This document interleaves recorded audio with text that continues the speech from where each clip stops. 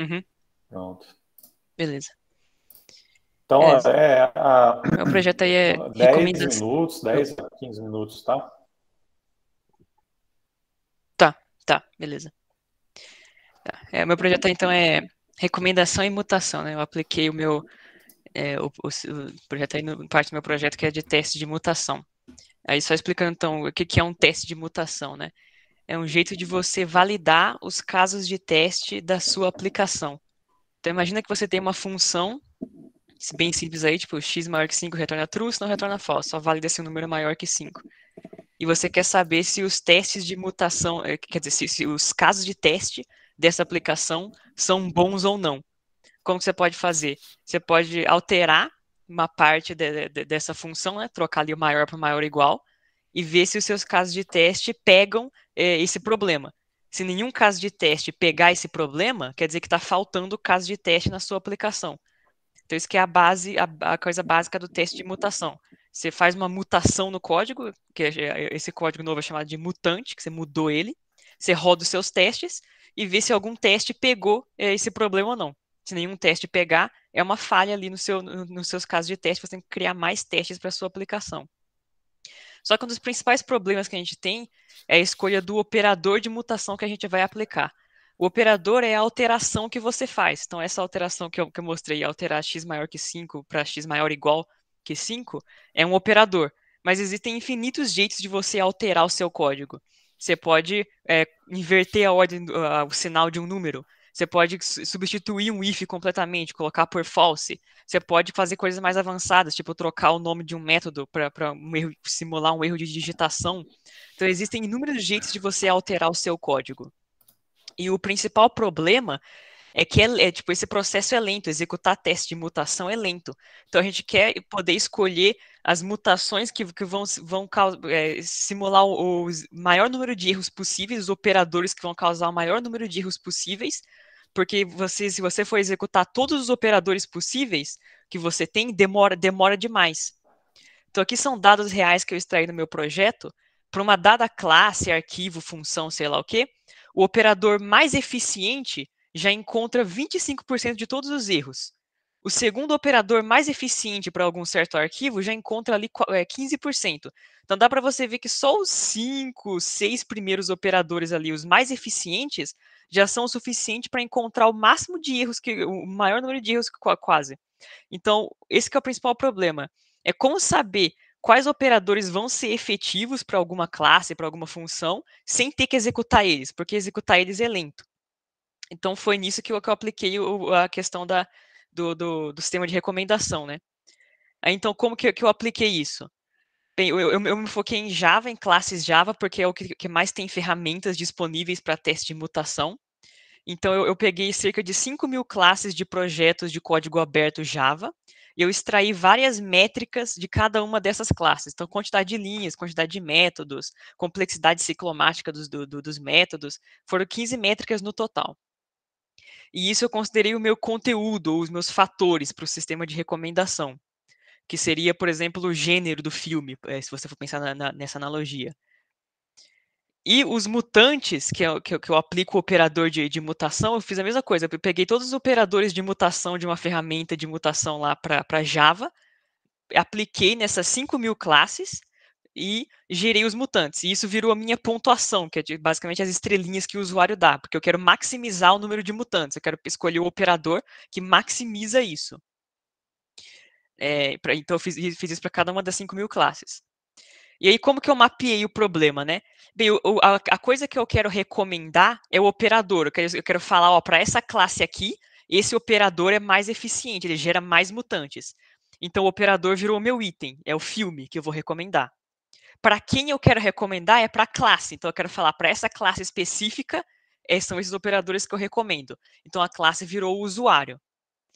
E os metadados que eu uso para fazer a minha filtragem baseada em conteúdo, que foi a filtragem que eu utilizei, desculpa, eu pulei a parte aqui, mas o mutante, tipo, o número de mutantes que um certo operador gera é a minha pontuação, é a estrelinha do que o usuário deu lá. Então, eu quero maximizar isso daí, eu quero escolher o operador que gera o máximo de mutantes. E os metadados ou os fatores são as métricas que eu extraí, aquele lá do número de parâmetros de uma função, coisa do tipo assim. Então, como que eu apliquei isso? Bem, se você lembrar, se eu tenho a matriz usuário por fator e a matriz fator por item, eu multiplico as duas e eu gero a matriz de usuário por item. No caso do meu problema, eu já tenho a matriz de classe por métrica, que é o usuário por fator, e eu já tenho a matriz de classe por operador, que é a minha matriz de usuário por item. Então, o que eu tenho que encontrar aqui no meu problema de recomendação? É a matriz de fator por item, que é basicamente decidir, olha, esse operador de mutação aqui, ele gosta, entre aspas, de arquivos que têm mais métodos, ele gosta de arquivos que têm menos métodos, ele gosta de arquivos que têm complexidade menor. Encontrar essas características dos operadores, que é a matriz métrica por operador. E para fazer isso, eu usei o gradiente descendente estocástico, baseado no Linear CBF, que estava nos slides do professor. E para eu avaliar, né, para eu saber se eu estou chegando onde eu quero chegar, a minha predição vai ser basicamente uma lista ordenada de operadores para uma certa classe. Então, eu vou falar, para essa classe aqui, eu acho que esse operador é o melhor de todos. Aí eu acho que o segundo melhor é esse daqui, para cada classe. Para eu saber se isso está indo bem ou não, o que eu faço? Eu pego a quantidade de mutantes que cada operador realmente gerou, não que eu prediz, mas que realmente gerou. Eu coloco ali do lado dos operadores, na mesma ordem que eu recomendei os operadores, e eu multiplico isso por um valor cada vez menor. Então, o primeiro eu multiplico por 1, o segundo eu multiplico por 1 sobre 2, o terceiro por 1 sobre 3.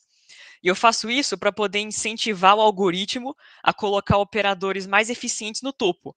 Então, eu quero incentivar ele a colocar o operador que gera mais mutantes lá no topo. Então, por isso eu vou somando, multiplicando com números cada vez menores, né? E aí, no fim, eu somo tudo isso, pego o resultado, somo, e isso é a pontuação para uma classe específica. Aí eu pego a pontuação de todas as classes e faço uma média. E essa é a pontuação do algoritmo como um todo. Então essa é a pontuação, mas como que eu sei que eu estou chegando onde eu quero chegar, né, no objetivo que eu quero chegar?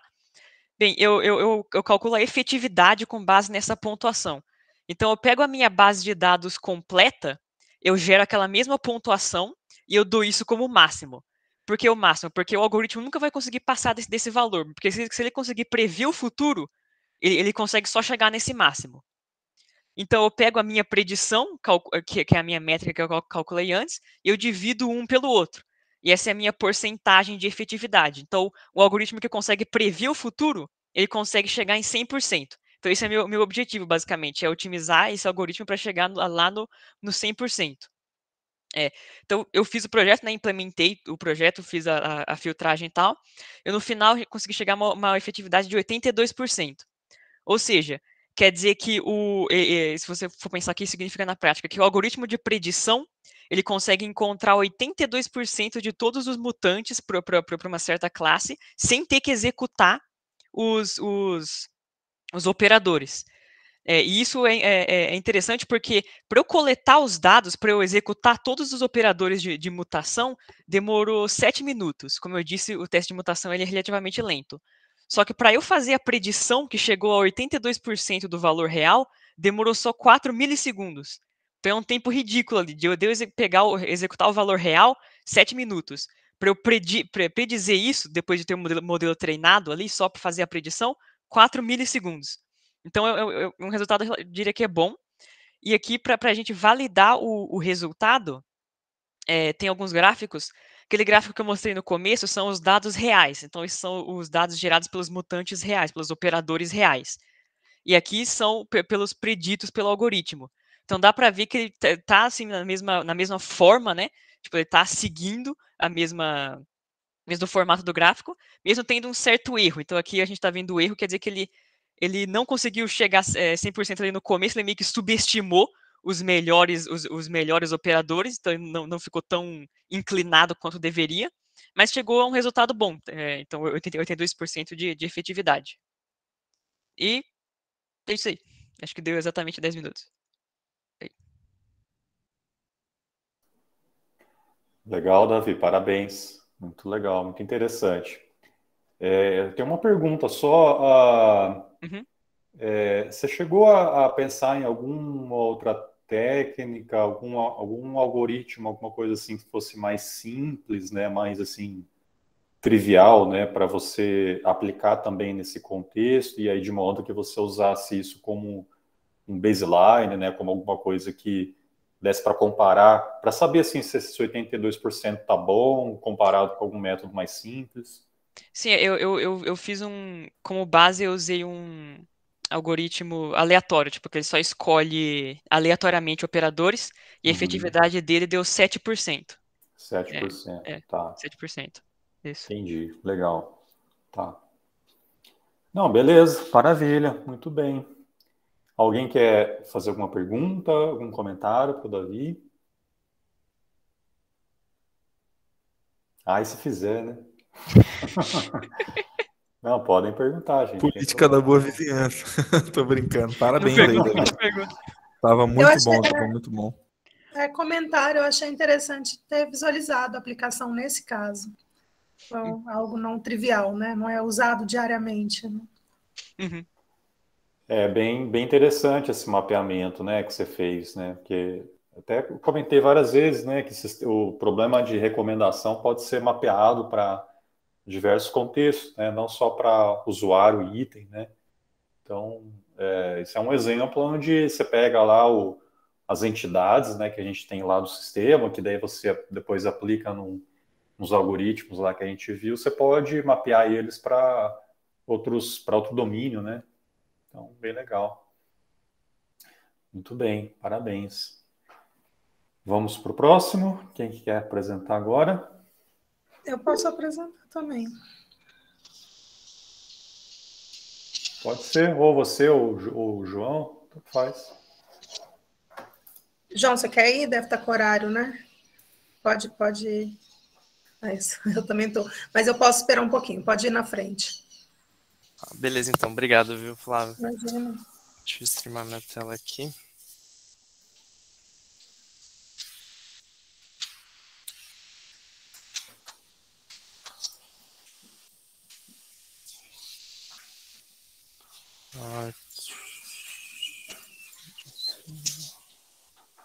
Vocês estão vendo a apresentação? Não. Ainda não.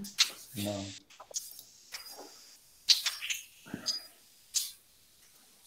Agora estamos vendo. Abriu? Abriu. Ah, perfeito.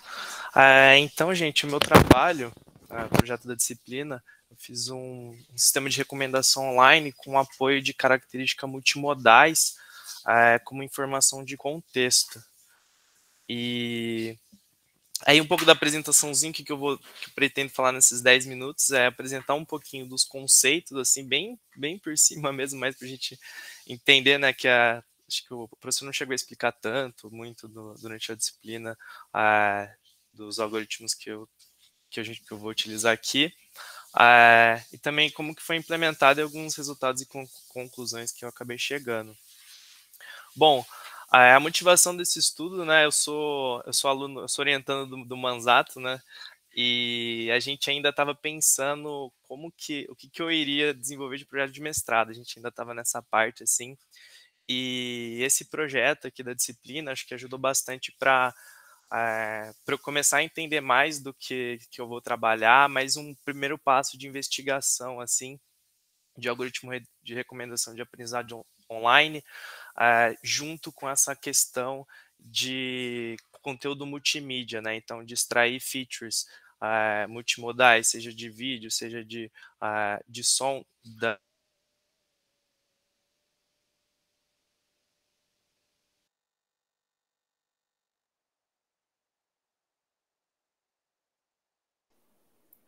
Acho que travou. Travou Eu para não estou vocês? ouvindo também. Travou. Travou aqui também, professor.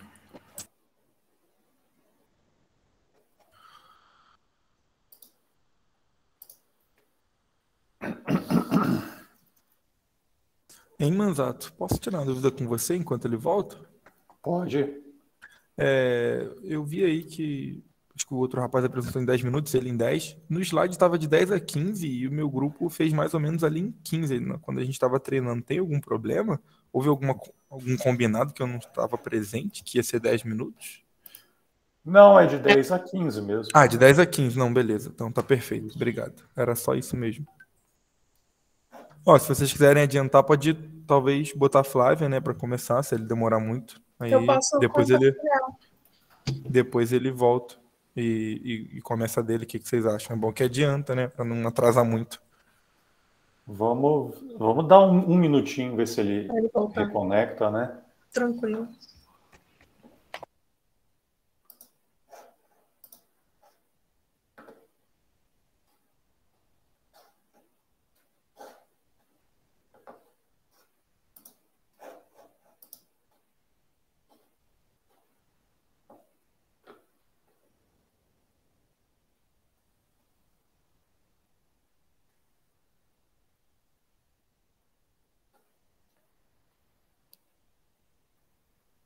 Acho que ele não vai. Já deveria ter conectado, né? Bom, então depois dele seria a Flávia, né? Isso? Posso compartilhar? Eu e o Eduardo Percy. O Eduardo está aqui, né? Sim, olha. Olá. Então tá. Conseguem ver minha tela? Sim. Sim? Bom, o nosso projeto, né, é um projeto que eu já vinha desenvolvendo anteriormente no âmbito do direito de acesso à informação, no âmbito da administração pública federal, tá, na CGU. Esse projeto a gente enfrenta um desafio de aumento crescente de demanda de pedidos de acesso à informação. Qualquer cidadão pode, segundo essa lei, qualquer cidadão pode solicitar informação à administração pública e tem um prazo de resposta de 20 dias, prorrogáveis por no máximo 10 dias. E a partir da publicação de 2012 dessa lei, a demanda aumentou cada vez mais, né, inclusive com o período de pandemia. Então, a gente avaliando qual que é o potencial de ferramentas de inteligência artificial, né, de modelos para poder apoiar, então, esse problema real, né? Então, a gente fez classificações com parcerias do próprio USP, né, dos colegas de pesquisa, classificações com representação textual semântica, né, se o pedido poderia ser concedido ou não. Isso ajudaria os analistas no dia a dia, né, e reduziria o custo de atendimento para o cidadão, para a administração e para todos, né, envolvidos. Então, nesse modelo agora, nessa disciplina, a proposta é buscar um serviço mais customizado, com uma plataforma, dentro da plataforma, para cada pessoa, tanto pessoa física quanto pessoa jurídica que for fazer seu pedido de acesso à informação. Né? Então, o sistema de recomendação que a gente propôs junto, eu e Eduardo, foi com base em filtragem de conteúdo, né? E aí a gente utilizou a similaridade do conteúdo dos pedidos de acesso à informação que o usuário pretende fazer, e a similaridade do perfil deste usuário com os usuários anteriores que já fizeram os pedidos nessa base. Então, aqui é a plataforma, né, que é a plataforma pública, chama Fala BR, aí o cidadão, ele acessa ali a parte verde, que acessa a informação, onde ele solicita essa informação, ele indica o órgão para onde ele quer solicitar essa informação, ele dá o resumo do pedido dele e escreve qual que é o conteúdo do pedido. A partir dessa inscrição do conteúdo, em vez de ele já registrar no sistema, o sistema, ele, como acontece hoje, né, ele viria com 3 possibilidades de pedidos similares ao conteúdo que ele redigiu. E tanto pelo conteúdo do texto, né, quanto pelo conteúdo do perfil dele, que ele também faz um cadastro prévio naquela plataforma e ele diz o perfil, assim como os outros usuários. Então, a metodologia foi basicamente utilizar a base de dados que é transparente, ela está no sistema da plataforma, qualquer um pode ir lá baixar, de 2016 a 2020, então um banco de precedentes de 3.616 pedidos. A gente fez mineração de texto nessa base de dados. Aí, nesse projeto que é da disciplina, eu tentei simplificar, mas pode ser feito também por valoração semântica, né, representação semântica, mas nesse caso, pelo pouco tempo, a gente fez pela vetorização do BOL, né, da Bag of Words, que é basicamente uma representação de termo por documento, né, frequência de termo por documento, com algumas ponderações. E o requisito era usar algoritmos transparentes e explicáveis, porque qualquer cidadão ele pode fazer uma um controle social, né, daquele algoritmo. Então, a gente busca seguir a transparência algorítmica para fazer qualquer desenvolvimento de inteligência artificial no governo. Então, as fases do projeto, como eu disse, né, a fase prévia foi a classificação, que não é correlacionada exatamente com essa disciplina, e as que a gente trabalhou foi o ranking pela similaridade de cosseno da descrição desses pedidos, pelo conteúdo dos pedidos, e o treinamento com o KNN para recomendar os pedidos e respostas existentes com base nos perfis dos usuários solicitantes mais similares do novo usuário da plataforma. Então, a gente fez com base de gênero, tipo de pessoa, localização, e tem mais dados que a gente poderia utilizar, como, por exemplo, profissão, idade, e aí vamos seguir. Então, a gente pegou como base essa referência teórica, né, para propor o nosso modelo, que é a base do Handbook of Recommendation System, que foi a base de referência indicada, inclusive, pelo professor, né, um excelente livro, inclusive. E aí a gente adotou, então, essas duas primeiras fases, né, que é a análise de informação por meio de representação textual, e aí a gente indica a filtragem tanto dos componentes textuais também quanto dos categóricos, né, que é o do usuário.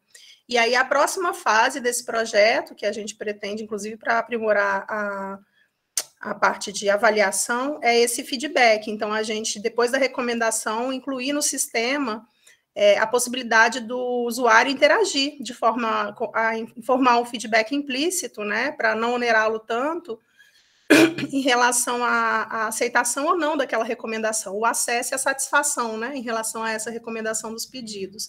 Aí um dos objetivos a longo prazo é, inclusive, a redução dos pedidos, né, se já existem pedidos similares, a pessoa vai ver aquele pedido e a resposta disponibilizada na recomendação e ela vai pensar que não necessariamente ela precisa fazer um novo pedido e passar por toda a burocracia novamente, porque já existe e está transparente na base de dados, ela pode só consultar e resolver o problema dela, né.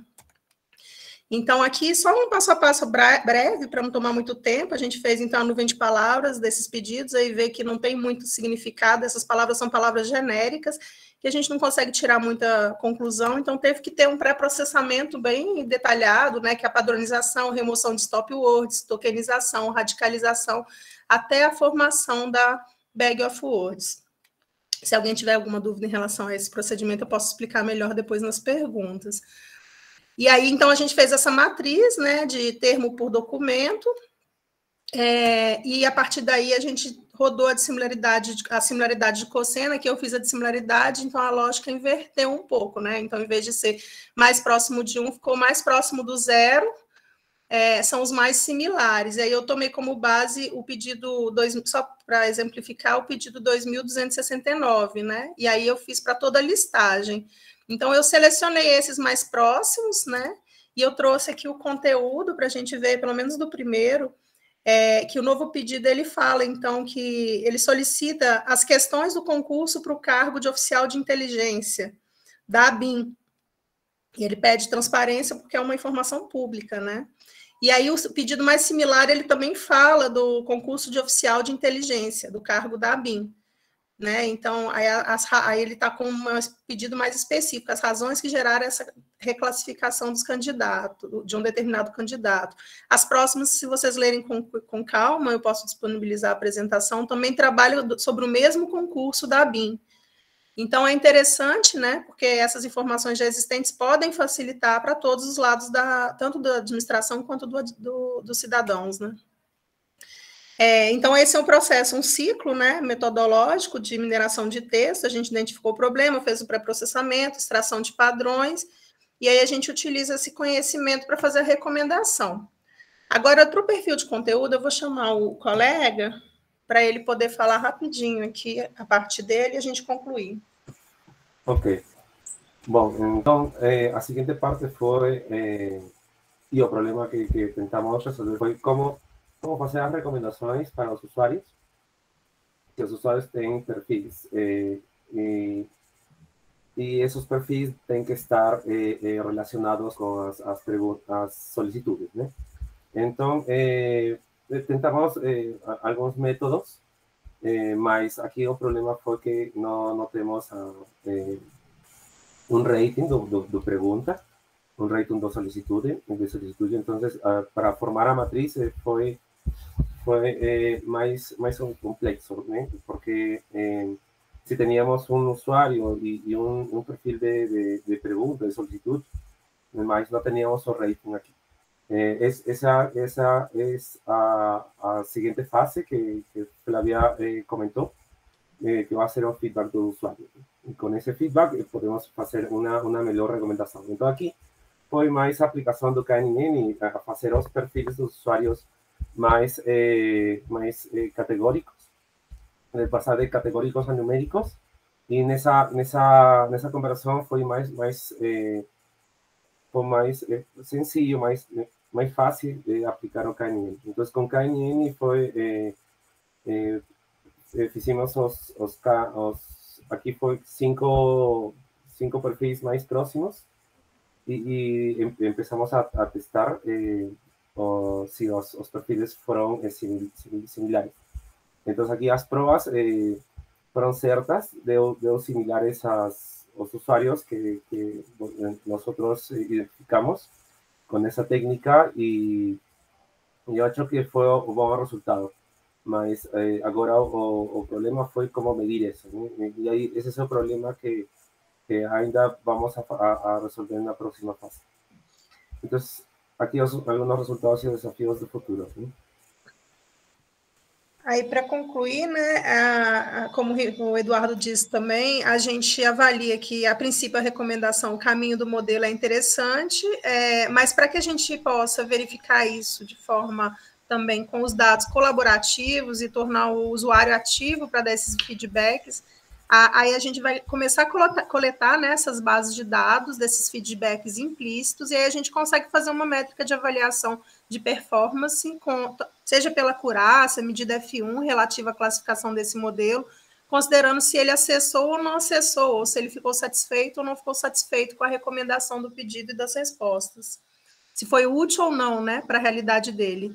E aí outro desafio será desenvolver esse modelo com enriquecimento semântico, né? Que aí a gente melhora a representação. A ideia é melhorar a representação desses textos e aprimorar ainda mais a recomendação. Então, aí o objetivo final é fazer esse ciclo completo, né, dessa arquitetura de alto nível que é recomendada para filtro de conteúdo, que a gente incluiria esse perfil de feedback. Aqui tem as referências, e é isso. Legal, legal. Parabéns, Flávio, parabéns, Percy. Não sei se o tempo foi muito adequado. Não, tá bom.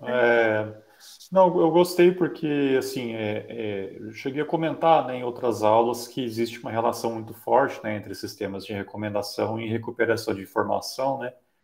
E aí vocês usaram uma técnica que é basicamente da área de recuperação de informação, né, que é um modelo vetorial aplicado com Bag of Words, né, o uso de TF-DF, com dados não estruturados, né? Então, foi mais nessa área. E, lógico, vocês aplicaram também essa questão aí da similaridade dos perfis também, mas achei legal, achei bom, foi bom, parabéns, né? Então, eu não tenho perguntas. Alguém, se alguém quiser comentar alguma coisa, fica à vontade.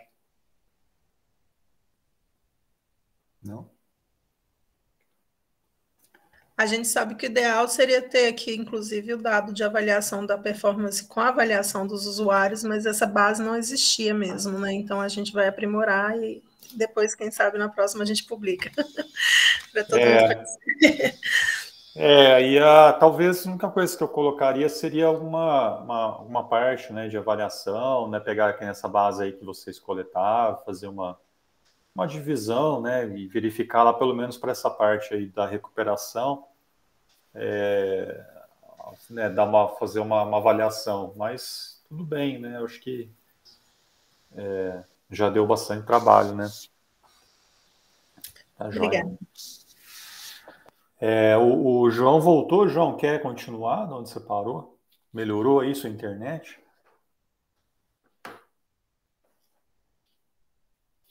Acho que ele está mudo. Não? Não tá. Tá, pode ser próximo, João, tranquilo. Quem que estava na fila aí depois? A Flávia? Eu. Rafael, né? Beleza. Vai lá, Rafael.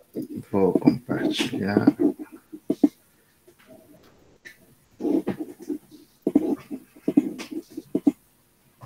Bom, meu projeto foi mais uma coisa de comparação entre o baseline que vimos na aula e um novo método que é o de NeoMF, Neural Matrix Factorization.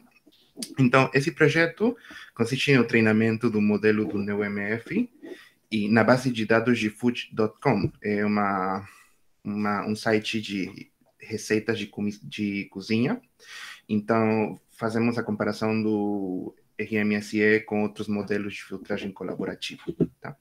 Então, bom, vendo a fatoração de matrizes, que é a base de todos os métodos desse projeto, os métodos a comparar são o FunkSVD, que vimos nas aulas, que foi essa implementação que eu fiz. Eu usei Python com Numba para compilar as funções e que demorem muito menos do que demoraria com Python puro.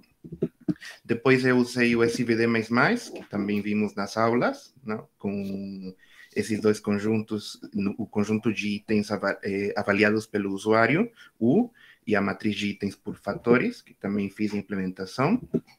E daí foi o GSVD++, que esse foi o método que o professor desenvolveu para incluir metadados dos gêneros nos filmes, no projeto de... Ele fez no sistema de recomendação de filmes, e o que fazia era adicionar uma matriz de gêneros aos que pertence o item I. E assim agregava um novo parâmetro, que era uma matriz X, de gêneros por fatores. Agora, eu troquei para, em lugar de gêneros, usar os tags das receitas de cozinha, então, para fazer uma ideia similar, e adaptar esse modelo para esse outro problema de recomendação. Daí, bom, a implementação é similar a do SVD++, onde fazemos a somatória do implicit feedback, mas fazemos a soma dos gêneros, que aqui seriam os tags, e, bom, daí segue a implementação, a mesma ideia das fórmulas e tudo isso. Daí, o outro método que eu estou usando, que é a base de comparação contra todos os métodos clássicos, é o do Neural Collaborative Filtering, ou Neural Matrix Factorization, que inicialmente eles fizeram, no paper que eles desenvolveram, fazia a predição se o item tinha probabilidades de ser de interesse ou não para o usuário. Então, eles prediziam um valor binário, 0 ou 1, não os ratings. Mas se você trocava um pouquinho o modelo, você podia adaptar para fazer a predição dos ratings. Então, esse modelo combina a fatoração de matrizes com uma rede neuronal e é composto por dois ramos, um chamado General Matrix Factorization e outro que é uma rede neuronal, um Multilayer Perceptron. A entrada desse modelo são dois vetores, tá? Um vetor V1, VU e VI, com N elementos e M elementos. O vetor VU e o VI estão no formato one hot encoded, que é tudo vale 0 e só vale 1 na posição onde está o ID do usuário ou o ID do item. Então, se era o usuário 50 e o item 10, então tudo é 0 e na posição 50 vale 1 e na posição 10 vale 1 também no outro vetor. Então, são dois vetores separados à entrada do modelo. Agora, a ideia do General Matrix Factorization é que tem dois matrizes que vão... Uma matriz P, que é como uma fatoração para o vetor de usuários, e uma matriz Q, que é para o vetor de itens. E eles são combinados dessa forma. Multiplica a matriz P pelo vetor U e faz o produto de Hadamard, que é um produto elemento a elemento, como o resultante são dois vetores do mesmo tamanho. Então, multiplica cada um elemento a elemento, dando um novo vetor. E aí aplica outra matriz, eu não lembro como dizer em português, mas H. Então, multiplica essa matriz por o vetor resultante, e aqui pode aplicar essa função f, que no caso nosso vai ser a identidade, porque estamos predizendo somente os ratings, não? Então, aqui tem uma gráfica do que faz esse método, pega um vetor dos usuários, multiplica por P, multiplica por Q dos itens, combina fazendo a multiplicação elemento a elemento e vai para predizer o score. Se a última matriz é um vetor é composto só de uns, então o resultado vai ser o exato valor de uma fatoração de matrizes clássica, do SVD. Então, a ideia é que dá essa flexibilidade de poder treinar essa última matriz de parâmetros adicional à matriz P e à matriz Q. O Multilayer Perceptron pega os vetores VU e VI e combina eles, concatena eles um ao lado de outro, ao multiplicar por outro parâmetro P e outro parâmetro Q. Então, multiplica outra matriz P só para esse outro ramo do modelo pelo vetor VU, multiplica Q por outro valor VI, concatena eles, junta num só vetor mais grande e passa isso por uma rede neuronal. E daí também multiplica por um parâmetro final e aplica, no caso do paper, eles dizem a sigmoide para predizer entre 0 e 1, mas nós aqui também usamos identidade. Agora, esse modelo pega esses dois ramos, o do GMF, o General Matrix Factorization, e a ideia de combinar os dois é não passar pela última capa, só pegar o resultado de multiplicar elemento a elemento os vetores e só concatenar, passar pela rede neuronal e ter o resultado como está aqui nessa gráfica, a última capa da rede neuronal antes de fazer a predição, concatenar outra vez os vetores aqui, e daí passar por uma última capa linear, como se fosse uma regressão logística, e daí faz a predição.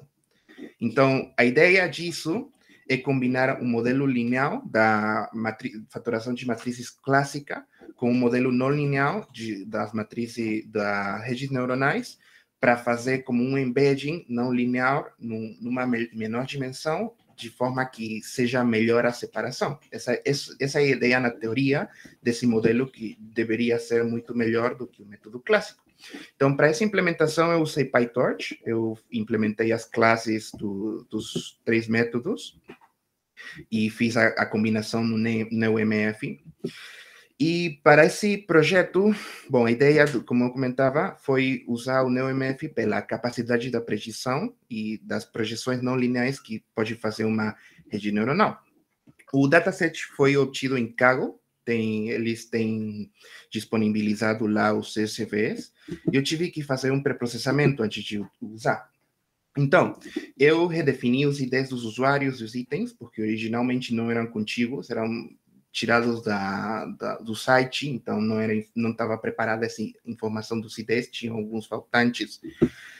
Foram combinados os ingredientes e as instruções de preparação, o texto, num só resultado, e foi aplicado TF e DF. Eu construí uma matriz esparsa de itens por tags, com valores de 1 somente nas colunas dos tags ao que pertence a receita, e criei um novo CSV para as receitas, com os novos IDs dos itens, os minutos de preparação, informação nutricional, número de passos, ingredientes que tinham disponibilizado no dataset, e se criou um novo CSV com as iterações dos IDs dos usuários, os novos IDs mapeados, e foi feito um split de 70% dos dados de treinamento, 20% para validação e 10% para teste. Então, o treinamento se fez no conjunto de treinamento, aqui tem um erro, e se usou o conjunto de validação para controlar a capacidade de generalização do modelo. Se treinaram também os modelos do SVD, SVD++, e SVD++, e adicionalmente o NeoMF. Adicional eu treinei uma modificação do NeoMF, adicionando 2 novos ramos, com 2 redes neuronais também, que no final era concatenado o vetor final.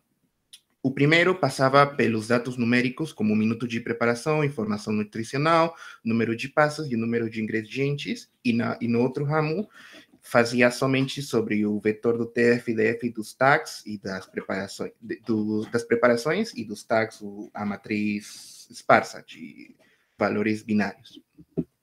Os resultados. Bom, o resultado do SVD, como era o modelo mais simples, o mais rápido de executar, porque tomava somente uns 10 segundos fazer o treinamento, eu fiz 1.536 combinações de parâmetros diferentes para tentar, fazendo um grid search, encontrar o melhor parâmetro. Foram esses os parâmetros que eu consegui encontrar. Para o SVD++, eu só consegui fazer 20 combinações, porque a diferença era muito grande entre os dois métodos. O SVD, como eu comentei, tomava de 10 a 12 segundos por treinamento, mas o SVD++ e o GSVD++ tomava de entre 9 e 10 minutos. Então, era muito mais lento de treinar, então eu não consegui treinar muitas variações. Foi esses os resultados, os melhores parâmetros que eu encontrei. Também para o GSVD, eu fiz 15 combinações diferentes. E para o NeoMF, eu fiz 5 combinações, tá? Que era um modelo igual muito grande. Eu tinha que utilizar a GPU para fazer o treinamento, com o NeoMF modificado, que também usei uma combinação de 5 parâmetros diferentes. E aqui tinha muitos parâmetros mais do que combinar. E os resultados foram os seguintes. O melhor modelo de todos resultou ser o SVD clássico, o baseline. E o SVD++ e o GSVD++ estão bem pertinho. Podemos ver aqui na validação e no teste, que eu tinha os 10% de teste para fazer essa validação final. E são quase iguais os resultados, só variam aqui no quarto decimal. E o interessante é que o NeoMF e o NeoMF estendido foram muito piores do que os métodos clássicos. E isso eu achei muito estranho. Então, nas conclusões, bom, que eu encontrei é que o resultado esperado é que os modelos mais complexos tinham um menor erro, era esperado isso, mas, na verdade, mostraram que foram piores e o melhor foi o SVD, o mais clássico. Então, as possíveis razões que eu estava pensando pode ser que os melhores parâmetros não foram encontrados pelo tempo que demorou para o SVD++ e o GSVD++, que não puderam melhorar o SVD. E o NeoMF e o NeoMF estendido podem ser que era muito complexo para a estrutura dos dados e deu overfit, memorizou os dados de treinamento. E no NeoMF estendido é possível que só adicionar informação sobre os itens não seja suficiente. Talvez tenhamos que adicionar informação sobre os usuários, porque quando eu tentei fazer essa modificação no dataset do Kaggle dos filmes, o NeoMF, essa ideia do NeoMF estendido foi o melhor resultado que eu teve, porque eu tinha informação dos usuários e dos itens. Aqui só eu tinha informação dos itens. Essa pode ser uma das causas. Mas enquanto eu estava procurando, eu encontrei esse artigo aqui, que está na ACM, que eles fazem a comparação do NeoMF contra o SVD clássico, e eles usam outras métricas, o hit rate e normalized discount gain, cumulative gain, que são duas métricas de ranking, e eles dizem que a fatoração de matrizes clássica, para eles, também deu muito melhor do que o método do NeoMF. E também procurando, eu encontrei esse talk aqui no Hexis da ACM desse ano, onde eles referenciam esse artigo, e eles fizeram seu próprio treinamento com outros métodos também, e obtiveram o mesmo, que o NeoMF é pior nos testes deles também, comparado ao método clássico. Então, isso me pareceu muito estranho, não? Que a ideia é que as redes neuronais fossem melhores, mas eles comentavam aqui que no paper original do NeoMF, eles fizeram cherry picking dos resultados, como dizendo que eles pegaram os melhores resultados no teste e como que adicionaram um viés para melhorar os resultados do que realmente eram. Então, isso me pareceu muito estranho, não? Mas eles comentam aqui na ACM Hexis, e queria também compartilhar com vocês essa informação. E, bom, essa seria a minha exposição. Legal, Rafael. Muito bem, muito bom mesmo. Parabéns. Essa base de dados que você usou, você lembra quantas interações tinha, mais ou menos? Tinha como 1 milhão um pouco mais de 1 milhão, mas tinha algumas interações que eram de, por exemplo, só um usuário tinha avaliado um item, então eu eliminei algumas dessas para ter pelo mínimo, que um usuário tenha avaliado 10 itens diferentes para que na partição de treinamento, teste e validação fosse mais, pudesse predizer melhor os valores. Tá. Eu achei que era por conta da base, né? Que, assim, como é um modelo muito mais complexo, você precisa de muito mais dados para treinar, né? Até você argumenta ali no final, né, sobre isso. Mas, dado também que existem esses outros estudos, aí o artigo e esse tal, que aí realmente verificaram aí que realmente o modelo mais simples, né, do SVD ele acaba sendo melhor, né? Tanto é que quando a gente até manda artigos, né, para o RexSys ou para outras conferências especializadas, os revisores sempre exigem, né, que a gente compare com a fatoração de matriz tradicional mesmo, né? Que apesar de ter sido proposta já há bastante tempo, né, mais de uma década, né? Ainda assim ela é um baseline forte, né? Então, bem legal mesmo, né, esse estudo que você fez, comparando aí com diversos modelos, né? E talvez poderia testar agora com feedback implícito apenas, sabe? Porque já que o NeoMF ele foi originalmente proposto para feedback implícito, poderia tentar com abordagens implícitas apenas, né? Mas é só uma sugestão aí de trabalho futuro. Mas, muito legal. Alguém quer comentar?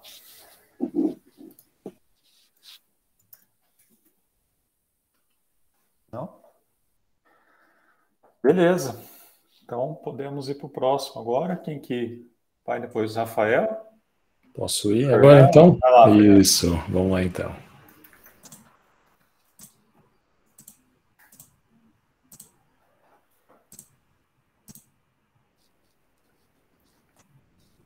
Muito bem. Me ouvem bem? Então, tá, joia. Bom, é uma satisfação estar aqui com vocês, né? Compartilhando mais essa tarde aí de aprendizados. O meu trabalho, ele, na verdade, vai focar na utilização de um sistema de recomendação em um repositório de REAs.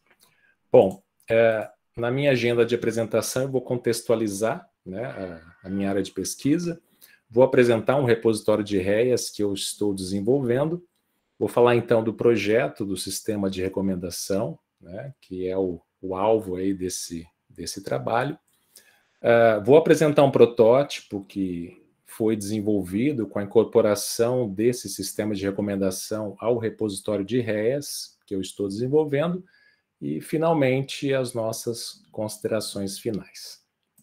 Bom, a minha área de pesquisa ela está atrelada à área de educação aberta, que é uma iniciativa que nasceu, em realidade, a partir do movimento de software livre, só que focado para a educação. Então, a proposta na educação aberta é que se tenha mais acesso aos recursos educacionais que são produzidos pelos mais diversos atores, professores, estudantes, profissionais da educação, profissionais da indústria que têm interesse em oferecer algum conhecimento para a sociedade, enfim, qualquer recurso educacional que possa ser disponibilizado para que seja livremente compartilhado e reutilizado. Dentro do movimento de educação aberta, esses recursos educacionais, eles recebem um termo específico, um nome específico, que são os recursos educacionais abertos. Para que eu possa caracterizar um recurso educacional como sendo um recurso educacional aberto, ou simplesmente REA, é preciso que ele atenda 5 R's, ou seja, eu preciso disponibilizar esse recurso que eu produzi para que ele seja livremente reutilizado, para que ele possa ser alterado em qualquer situação. Por exemplo, aqui no Brasil, como nós temos um território tão gigantesco, eu poderia ter, por exemplo, um material construído no estado de São Paulo, em que alguns termos precisam ser adaptados quando utilizado na região Nordeste, por exemplo. Eu posso ainda livremente remixar, ou seja, juntar recursos educacionais abertos para obter um novo, para ter, por exemplo, uma trilha de aprendizagem. Eu posso simplesmente reter, armazenar esse REA comigo e utilizá-lo quando necessário, e é preciso também que ele seja livremente redistribuído. Bom, para que os REAs possam ser disponibilizados, compartilhados, nessas últimas 2 décadas surgiram os repositórios de REAs, que são grandes bases de dados em que todo interessado em colaborar com a educação aberta pode acessar, cadastrar-se e disponibilizar um conteúdo, um recurso educacional. Esses recursos educacionais, eles têm algumas limitações, dentre elas, por exemplo, a dificuldade que as pessoas têm de fazer a adaptação desses recursos. Normalmente não se disponibiliza uma área em que os recursos possam ser facilmente editáveis. Então, uma das nossas propostas é construir um repositório de REAs que ofereça uma forma mais facilitada de edição e atualização desses recursos educacionais através de um simples editor HTML.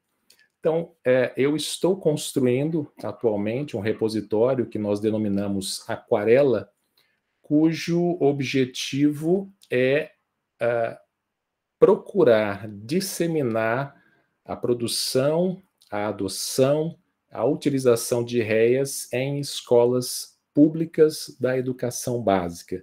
Então, aqui nós temos uma das telas, né, desse repositório que está sendo construído, e o professor aqui é a representação do nosso público-alvo.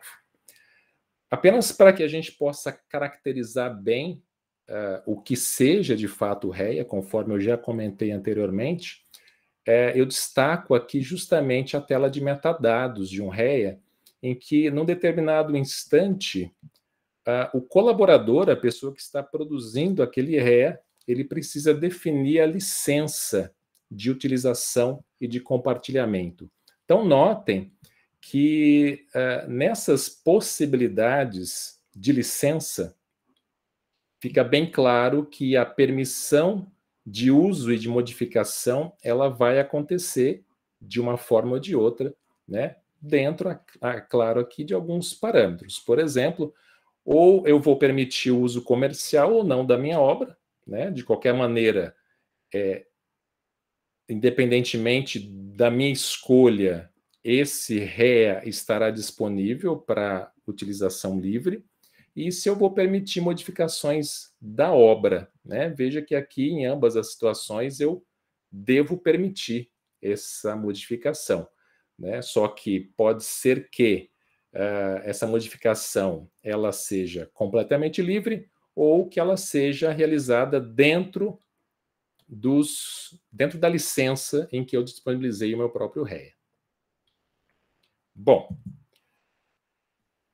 para incorporar o sistema de recomendação ao REA que nós estamos construindo, né, que eu denominei Aquarela, e esse nome tem a intenção de trazer a ideia da criatividade na produção de conteúdos, de aprendizagem, e além disso tem uma brincadeira no nome, porque a Aquarela tem lá o REA no final, lembrando e fazendo justamente uma menção ao objetivo do repositório, que é justamente o compartilhamento de REAs, né, de recursos educacionais abertos.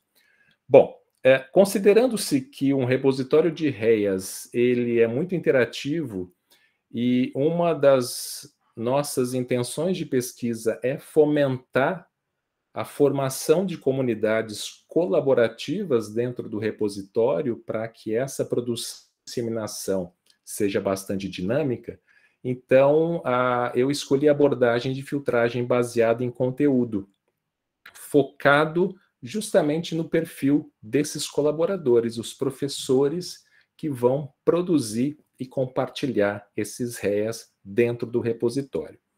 Para isso, com base no perfil que hoje nós temos do colaborador, desse professor, eu extraí 3 dimensões. A rede de ensino em que esse professor atua, ou seja, municipal, estadual ou federal, a função desse professor na escola em que ele trabalha, desse profissional de educação, na verdade, eu estou focando muito no professor, mas eu poderia ter um professor, um coordenador, um diretor, ou um profissional da educação com uma outra função qualquer. E, finalmente, as áreas de atuação desse professor e de interesse, conforme as áreas do conhecimento definidas pela Base Nacional Curricular Comum, a famosa BNCC, que foi tão discutida aí nesses últimos anos, né? Essas áreas de interesse de atuação, o professor pode indicar não somente a área de atuação dele, por exemplo, um professor de matemática, mas ele pode indicar também interesse em outras áreas. Então, a partir desse perfil, eu fiz o mapeamento para a representação desse perfil dentro de uma matriz binária, né? Então, conforme comentado anteriormente, eu tenho aqui 3 possibilidades para a rede de ensino, 4 para a função e 9 para as áreas de atuação e de interesse. Então, é feita essa representação binária justamente para se calcular a similaridade entre esses atores, entre esses colaboradores do repositório de REAs.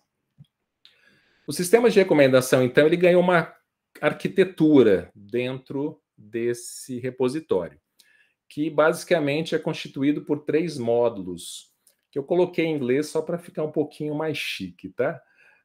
Mas eu tenho, primeiramente, o módulo User Profile.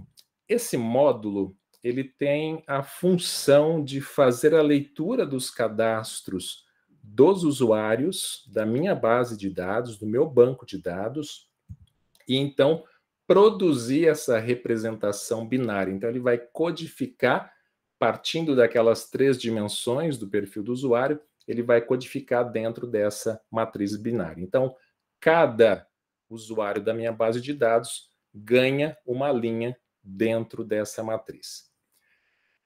Essa saída produzida pelo módulo User Profile vai servir, então, como entrada para um segundo módulo, que é o User Similarity, né? Onde vão ser, de fato, calculadas as similaridades do usuário, isso utilizando o coeficiente de Jaccard. E junto desse coeficiente de Jaccard, né, uma vez que foram calculadas as similaridades, veio a questão, né? Qual será a minha constante K para determinar a vizinhança de itens? E lendo um artigo que eu achei muito interessante, há uma proposta da utilização de um threshold, não necessariamente da constante K, né, para determinar o número de vizinhanças, mas de um threshold, ou seja, um limite, uma espécie de condição.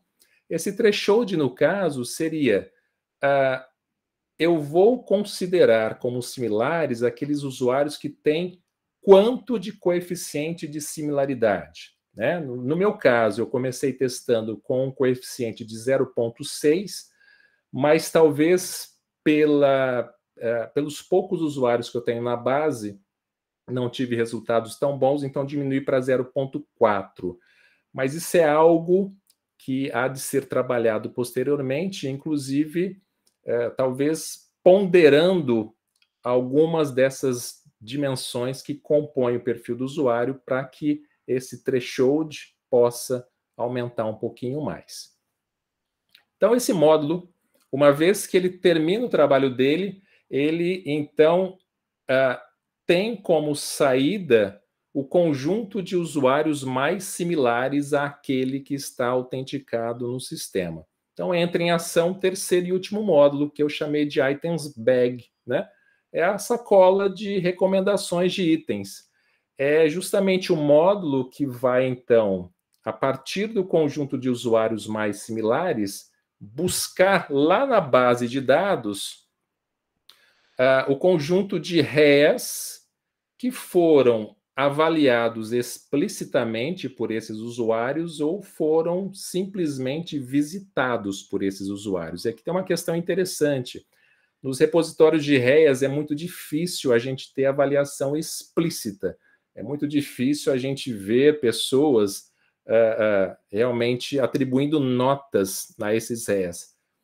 Talvez, né, e aí é apenas uma hipótese, uma das explicações para isso é que normalmente nós temos professores que não se sentem muito à vontade para avaliar os próprios pares, né?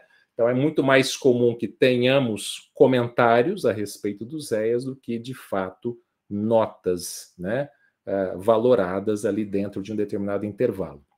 Mas, enfim, esse módulo Items Bag ele vai trazer, então, todos os itens, né, ou todos os REAs que foram ou avaliados ou visitados por esses usuários mais similares, e, então, vai oferecer a recomendação.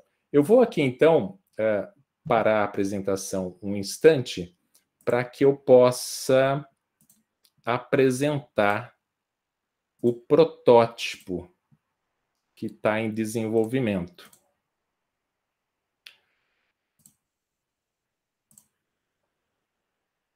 Bom, esse é o Aquarela, essa é a tela inicial, inclusive ele ganhou até aqui já um Rexis aqui no nome, né? Já para deixar bem claro que ele já foi adaptado aí com um sistema de recomendação incorporado. E eu vou, então, fazer aqui o acesso com uma professora chamada Geni. Quando eu entro no sistema, imediatamente notem que ele já traz para mim recomendações. Olha só, ele já vai acessar aqui, né, a tela de buscas do sistema, é a primeira tela que aparece, e ela já tem, essa professora Geni, algumas recomendações aqui para ela, né? Essa professora, para deixar claro, né, é uma professora de matemática que trabalha numa escola municipal, e notem que ela tem aqui algumas recomendações justamente de recursos educacionais da área de matemática, mas aparecem alguns também na área de ciências. Por quê? Porque no cálculo da similaridade, para esse caso especificamente, 2 usuários mais similares foram identificados para essa professora. Um professor de matemática, só que numa escola estadual, que tem interesse também, além da matemática, em conteúdos multidisciplinares, e uma professora da rede pública municipal, assim como a Geni, né, que é professora de ciências, mas que também colocou como interesse a área da matemática. Por isso, mais por essa professora da rede municipal, é que foram recomendados também itens de ciência, né, conteúdos de ciência, porque faz parte da área de interesses daquela outra professora similar à Geni que está logada no sistema. Bom, uma vez que a Geni tem acesso aqui, ela pode, por exemplo, visualizar um REA específico, né? Então veja que esse REA foi produzido pelo professor Salvador, que também é um professor de matemática. Ela pode ter acesso, se ela quiser, ela pode avaliar esse REA, né? E uma vez que ela faz a avaliação, ou visualiza, ou seja, tanto através de um feedback implícito como explícito, automaticamente esse REA ele deixa de fazer parte das recomendações da Geni, porque ela já visualizou, ela já acessou, ela já interagiu com eles, né? E aí é interessante porque se a Geni vier aqui modificar o perfil dela, então aqui eu tenho a tela de perfis, ela poderia, por exemplo, acrescentar aqui o interesse numa área multidisciplinar, né? Eu vou salvar, vou digitar a senha.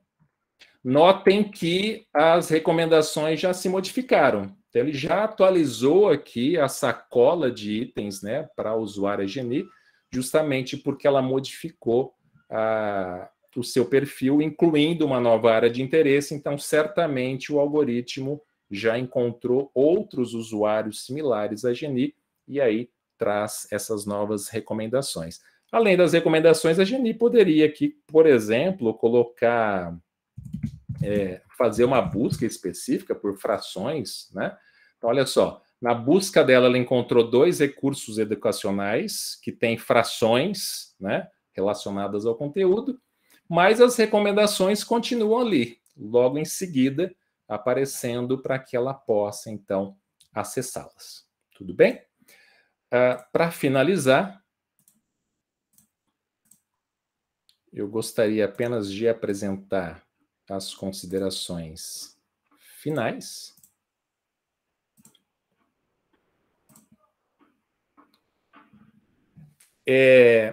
A avaliação que eu realizei, ela foi uma avaliação empírica, informal. Por quê? Porque eu construí uma base de dados controlada, né? Então, eu tenho, na verdade, apenas 9 usuários cadastrados na base, e para cada usuário eu fui acessando e cadastrando recursos educacionais abertos. Eu tenho um conjunto de 50 recursos educacionais. Para uma avaliação formal, seria necessária uma avaliação online, dentre aqueles tipos de avaliação que nós estudamos na disciplina, para que o próprio público-alvo, professores de escolas públicas ou até mesmo estudantes de licenciatura, pudessem fazer essa avaliação.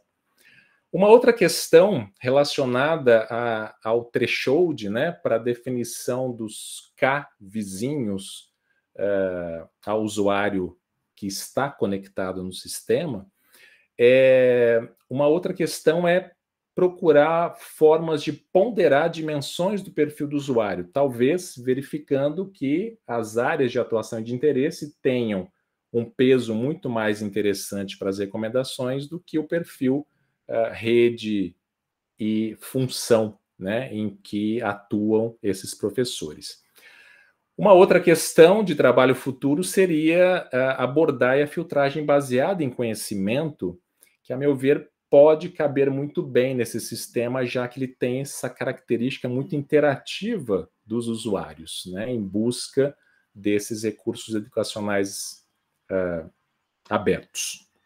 Uma outra possibilidade seria explorar a filtragem baseada em conteúdo, só que agora dentro de uma representação textual de REAs, né? É importante dizer que os REAs são predominantemente representados por texto, então seria necessário aqui atuar na questão do processamento e mineração de textos, utilizando aí também a abordagem de filtragem baseada em conteúdos. Finalmente, eu acho que o ranqueamento, utilizando aí um método de modelo de learning to rank, seria muito interessante também, para que ele pudesse acrescentar um ganho a mais na lista de recomendações.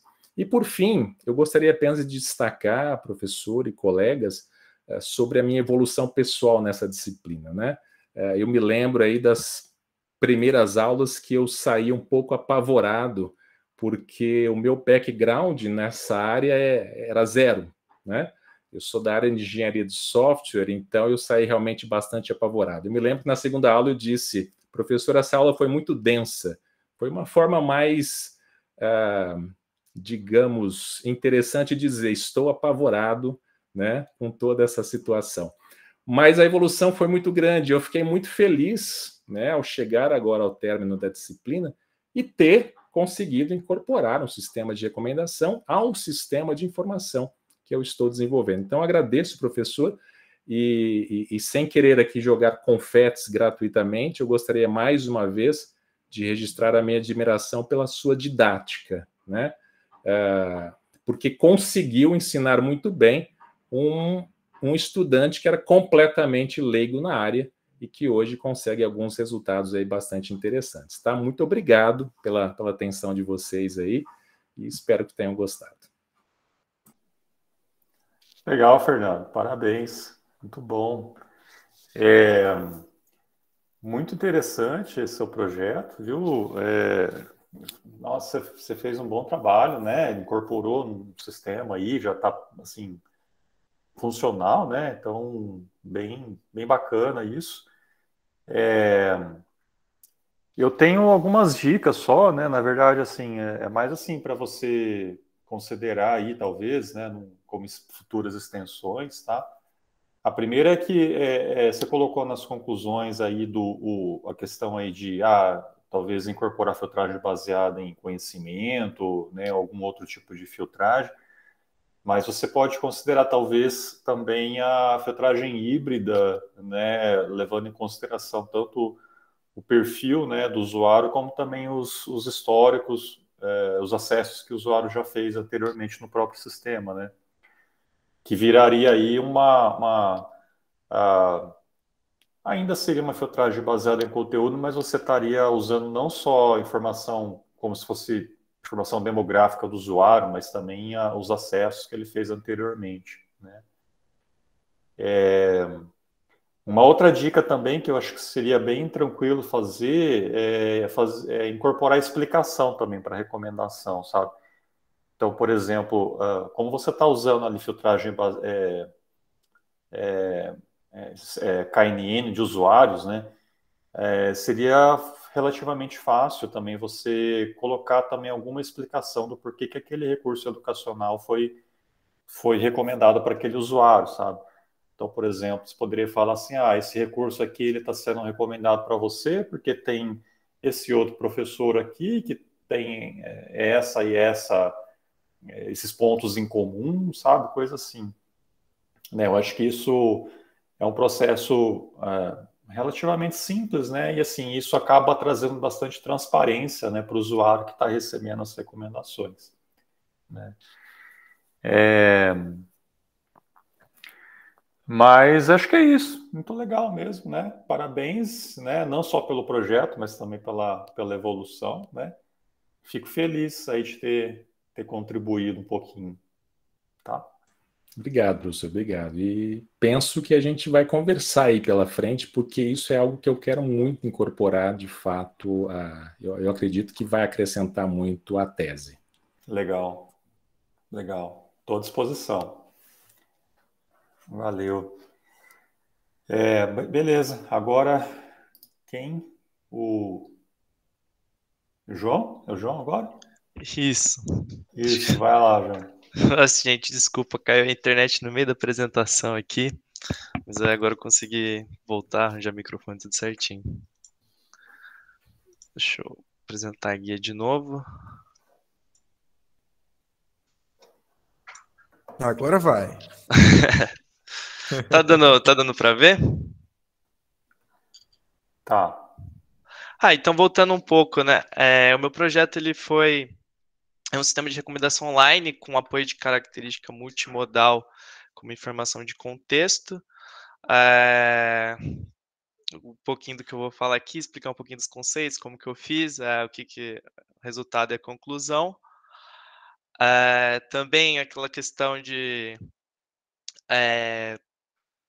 esse acho que foi o primeiro passo, assim, para estar descobrindo que projeto de mestrado eu vou estar fazendo em companhia do nosso professor Manzato.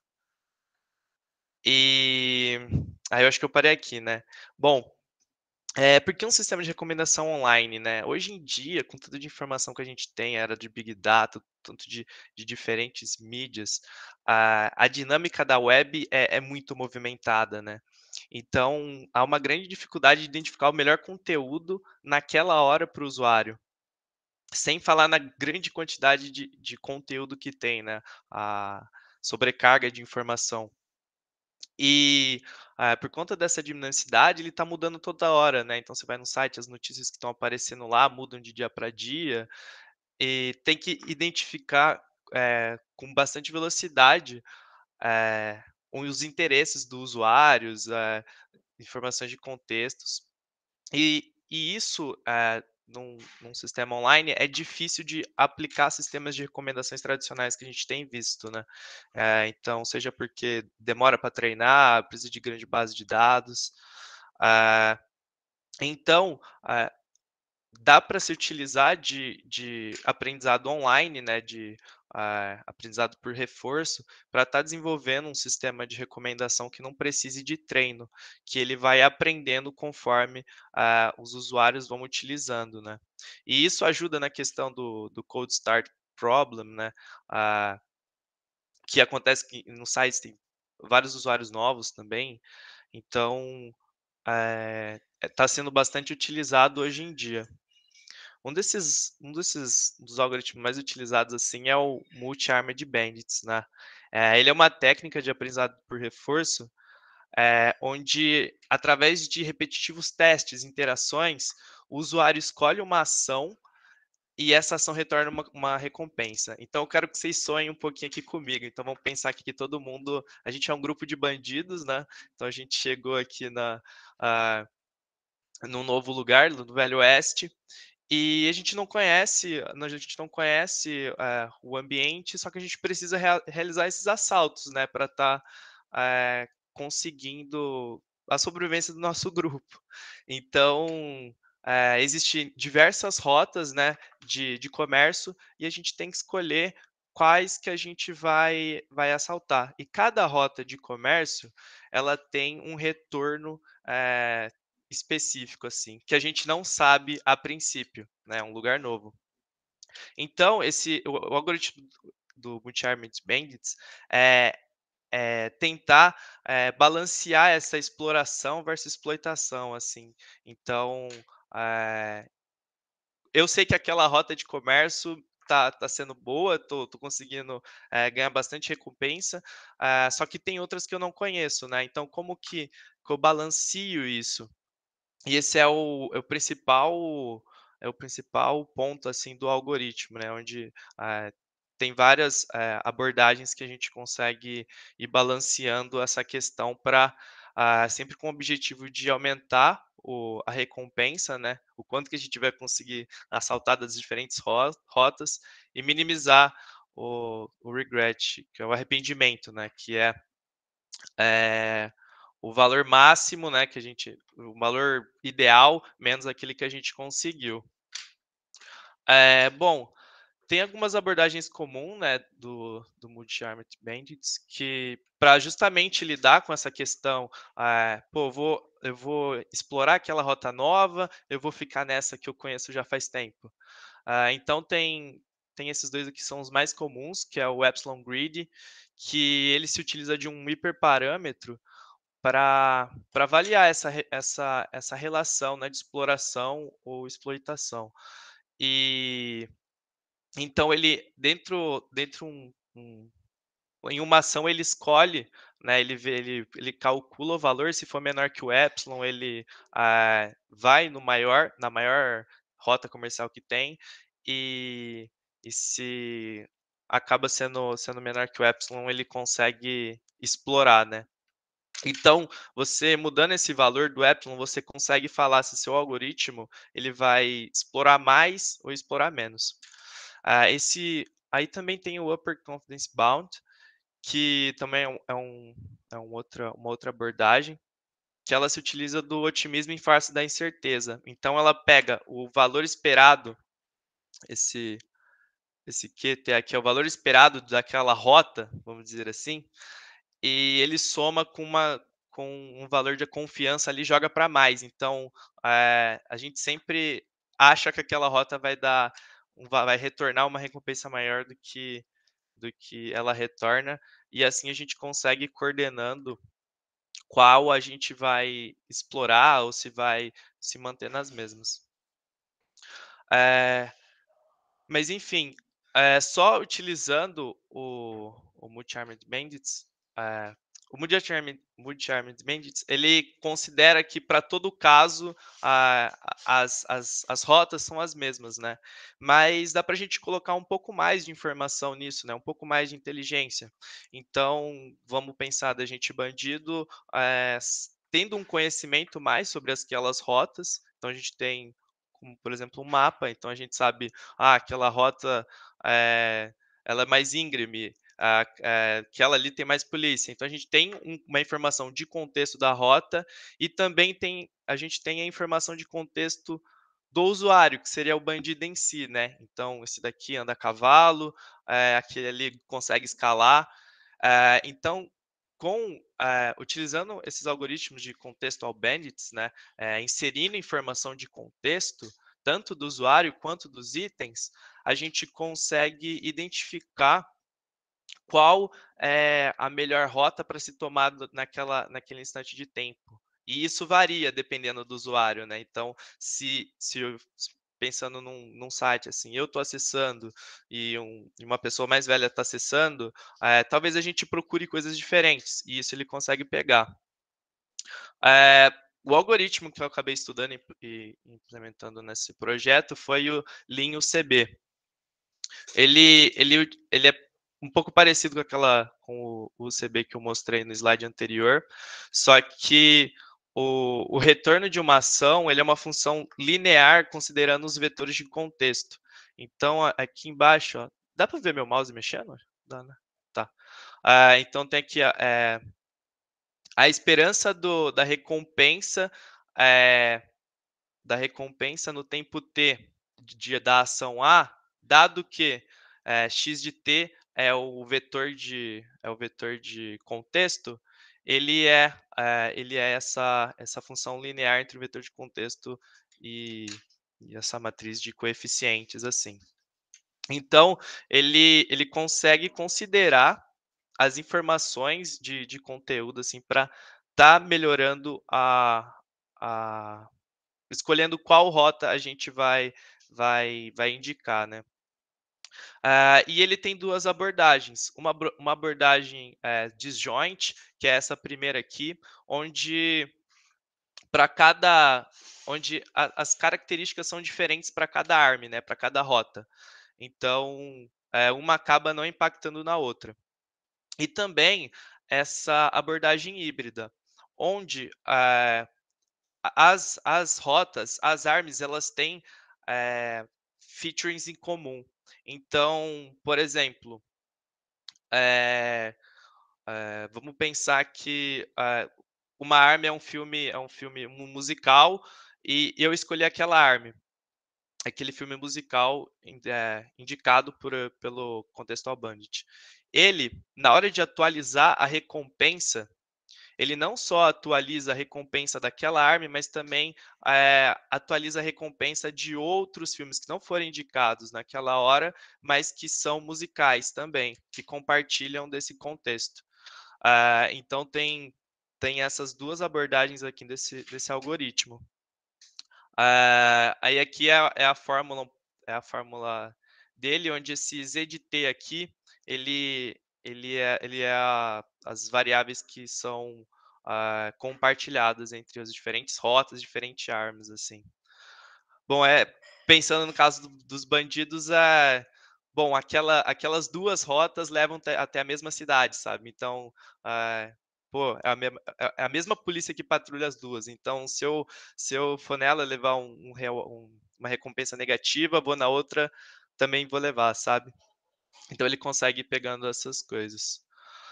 E, bom, aí é um pouco a implementação do meu projeto, né? Foi desenvolvido um sistema de recomendação, onde, para cada usuário, o sistema vai recomendar o melhor filme e observar qual que é a recompensa, se utilizando o aprendizado online. A recompensa ela vai ser 1 se o usuário der nota 5 para o filme, e ela vai ser 0 qualquer outra nota que o usuário dê. Como base de dados, né, eu acabei utilizando uma combinação do MovieLane 100K e do 20M. Eu utilizei as informações de usuários do 100K e como eu utilizei informações multimodais, elas já estavam extraídas dessa base de 20M. Eu realizei então, de pré-processamento, teve o encoding dos dados dos usuários, né? Então, considerando idade, gênero e ocupação. Então, montei um vetorzão, assim, usuário tal, ele é de tal grupo de idade, ele é de tal gênero e de grupo de ocupação, para que isso seja informação de contexto do usuário. E também foi utilizado o gênero dos filmes para fazer uma comparação, né, se a adição de features multimodais melhora ou não. E teve essa parte de extração de características visuais e aurais dos filmes, né? Então, o que são essas características visuais e aurais? A gente consegue utilizando algumas abordagens, fazer algumas extrações, seja de imagem SIFT, do som tem um MFCC também, onde a gente consegue pegar características do filme em si, ou seja, da imagem, do som, e transformar nisso num vetor de características. Com esses vetores a gente consegue fazer uma fusão, né, tanto das características visuais quanto das aurais, em um histograma. E aí, esse histograma da fusão dessas duas características é o que eu utilizei para estar fazendo, para ser o contexto dos filmes, né? Então essa é a soma dos histogramas de visuais e aurais extraídos desses filmes. Eu utilizei dá para você fazer essa fusão, né, entre as modalidades de diversas formas. Eu utilizei a soma e selecionei uma dimensão com 50, quer dizer, uma com dimensão 50 e outra com dimensão 100 para ver como que funcionava um pouco isso. E fiz a implementação desse algoritmo linear UCB híbrido, né? Onde 30 arms, a gente utilizando 30 arms, então são 30 filmes, e como x de t, o contexto do usuário, e o z de t, as características multimodais dos filmes. Aí tem outer product, que eu não sei falar isso em português, e o contexto dos usuários. Com isso, ele consegue, ela fica híbrida, ele consegue atualizar o retorno, né, a recompensa de cada arma entre as características que são relacionadas. Então, os filmes que tinham características visuais e aurais parecidas, se fossem escolhidos e recebessem uma recompensa comum, os outros também têm o seu valor modificado. E aí, para estar avaliando, né, ele tem esse simulador de taxa de clique. Então, ele meio que é bem complicado assim para você estar avaliando um sistema de aprendizagem online. Então, você tem que simular como se fosse, como se ele estivesse sendo utilizado, né? Então, ele pega o dataset e aí ele compara no instante de tempo se a ARM que eu utilizei foi a que o usuário logou naquele momento. E aí ele só considera o cálculo do reward se for a mesma. Bom, e aí um pouquinho dos resultados. Aqui é ele utilizando como característica das armas o gênero, né, que é a implementação inicial. E deu para ver aqui que com alfas, aqui eu acho que eu não botei aqui eu não botei a fórmula que aparece o alfa, mas o alfa ele meio que coordena aqui tem. Voltando no Perbond, ele meio que coordena o tanto de exploração que vai ter. Quanto esse alfa fica maior, ele acaba explorando mais, e como tem muitas arms, ele acaba ficando ali meio que na média assim, da recompensa esperada. E com alfas menores ele consegue, ele tem um pico, né, onde ele fica, acha uma arma boa e fica super explorando ela, até começar a explorar as demais.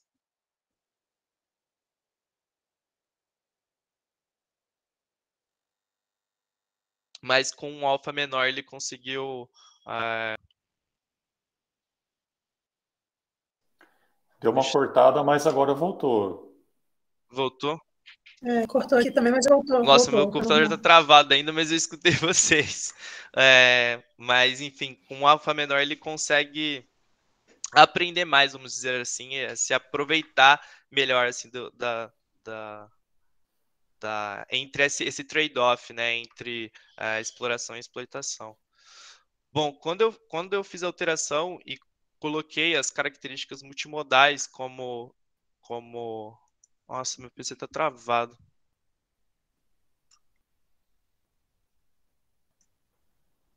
Eu estou escutando, João. Ele não tô conseguindo pro próximo slide. Ele foi pro próximo slide aí? Passou, Foi. aqui passou. Tá. Tá em resultados. Nossa, meu PC tá travado, eu consigo escutar vocês, mas não tô vendo nada. Ah, tá. Peraí, acho que agora voltou. Voltou. Ai, desculpa, gente. Quando eu fiz a mudança para estar utilizando as características multimodais, reduziu bastante a quantidade de dados, né, que tinha lá, por essa combinação que eu acabei tendo que fazer entre as duas bases. Vocês podem ver que a média, em comparação ao gênero, diminuiu um pouco também. Mas acho que se manteve em questão de comparação com alfa, mesma coisa assim que o gênero, né? Com alfas grandes, ele teve uma execução não tão boa quanto com os alfas menores. Eu tive que executar com diferentes épocas, né? No gênero, todos foram com 2 e ele retornou 800 observações, de um total de 11.000. E quando eu estava utilizando, eu tive que aumentar a quantidade de épocas que eu fazia análise da taxa de cliques, porque acabava dando um número muito mais baixo, né? O total de observações era 2.100, então acabou retornando menos observações, assim.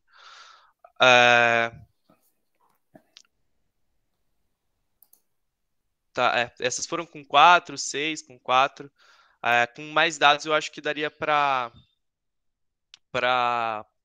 conseguir fazer uma comparação melhor com a quantidade de gênero, né? Já que, enfim, tá um pouco desbalanceado. Mas deu para ver que ele conseguiu aprender mesmo com essa diferença de features que a gente estava utilizando, né?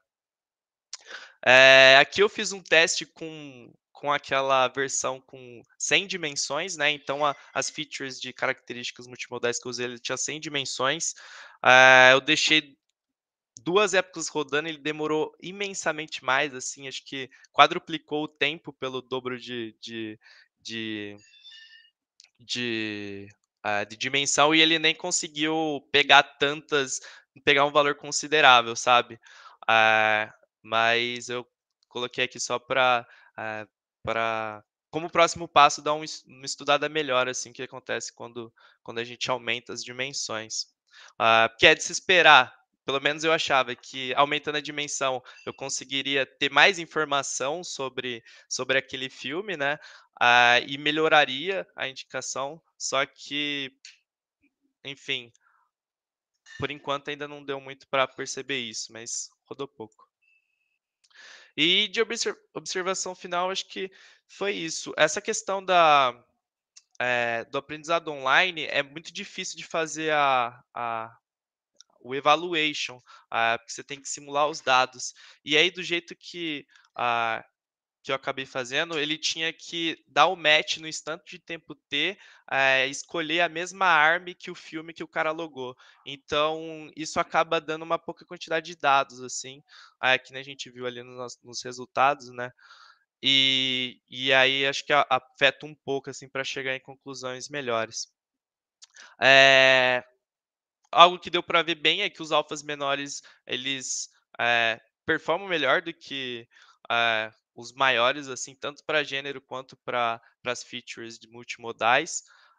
Algo legal de ver foi que existe aprendizado, mesmo mudando, né, totalmente esse contexto, utilizando o contexto multimodal.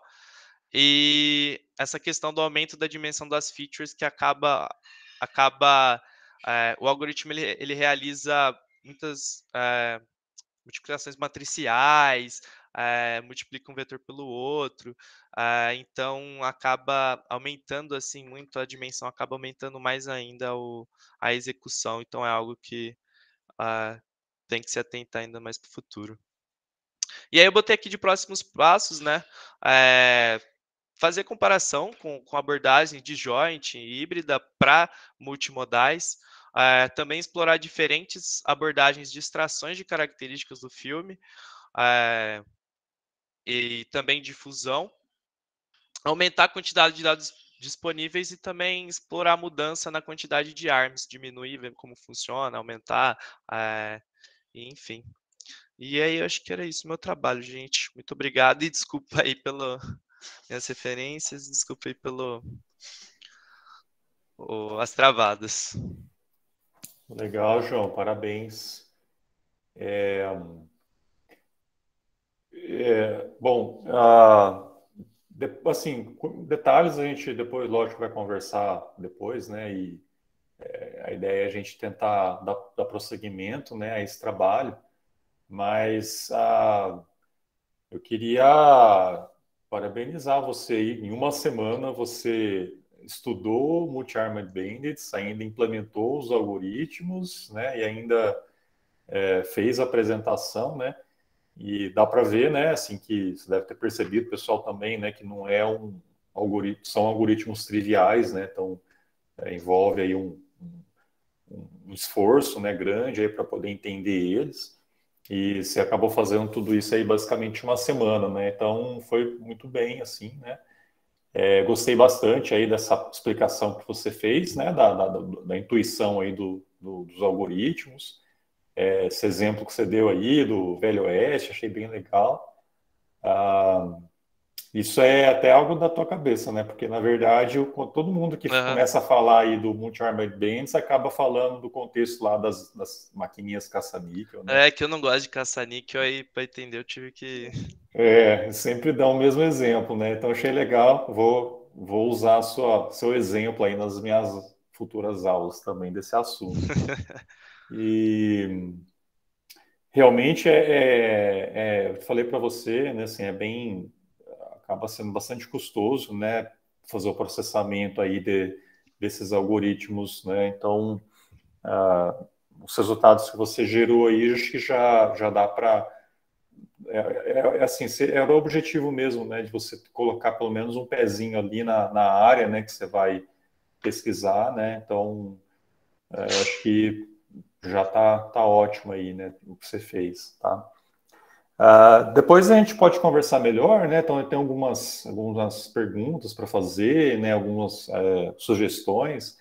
É só uma sugestão assim que eu vou mencionar aqui, é que assim, quando você apresentar os gráficos, tenta colocar eles no mesmo gráfico, né? Para poder comparar os desempenhos, sabe? Então, por exemplo, quando você coloca lá o gráfico dos gêneros, coloca no mesmo gráfico também a curva lá das características, sabe? Para poder falar assim, qual curva ficou melhor, sabe? Isso só de você bater o olho, né? Porque você colocou numa tela, depois na outra tela você colocou a outra, né? Então acabou ficando difícil de saber ali qual que ficou melhor, por exemplo, sabe? Né? Mas, enfim. Legal, parabéns. Isso. Valeu, gente. Valeu. Alguém quer fazer alguma pergunta? Um comentário?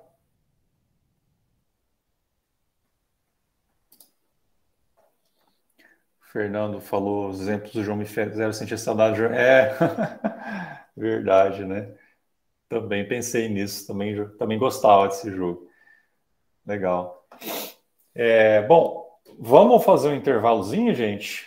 Uns 10 minutinhos. Daí faltam poucas pessoas agora, né?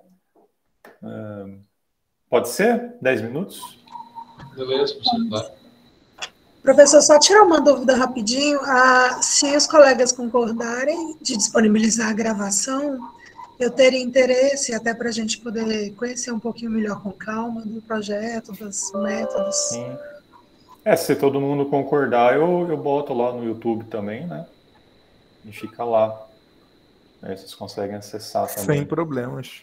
Tá? Eu ia falar até outra coisa do artigo que a gente vai enviar. Eu queria até dar uma lida no artigo do pessoal, se aceitarem, então eu estava interessado. Também. A gente pode pensar aí, colocar posso pôr no repositório lá, né? Os artigos. Obrigada. Tá? Então, tem um negócio. E se alguém quiser submeter, igual no meu caso, eu vou tentar submeter o artigo que eu fiz, assim, Claro, eu vou conversar com o professor Manzato, né? Mas aí talvez fica ruim, né? A gente disponibilizar e deixar isso online, porque aí não dá para enviar para conferência ou alguma coisa A assim. gente colocaria só no repositório, né? Mas assim para interno, né? Para gente, né? Ah, tá. Não, por mim tranquilo. Se for só interno eu topo. Senão é que eu tô com intenção de tentar aproveitar. Acho que ficou uma parada legal. Não, Tá certo. legal. Tá bom. Então, ó, gente, 3h46 agora, 3h55, pode ser? Beleza. Pode.